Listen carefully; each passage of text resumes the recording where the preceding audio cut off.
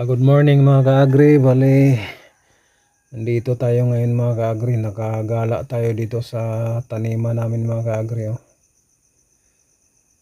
Bihira lang tayo makagala-gala dito. Yan Ito yung tanim namin na mga ka-agri, yung sintas ba? Yan. Sintas or batong. Yan. Ang tawag nito beans bata yung beans ang nito mga ka-agri. Ang tawag nito sa Tagalog. Yan Yan yung mga tanim namin dito. Ngayon lang tayo nakadalaw mga ka-agri. Sila kahapon naka-ani sila kahapon mga ka-agri. Yan ang tanim namin dito sa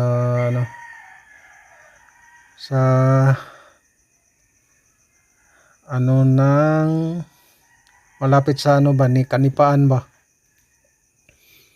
Ito namang na yan, area na yan ay baka taniman nila ng kalabasa yan mga ka-agri.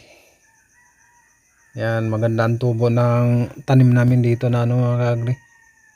May pa halo-halo pang mais. May kasi dito mga ka-agri, may mais, may ampalaya, may beans or batong. Yan ang aming tanim na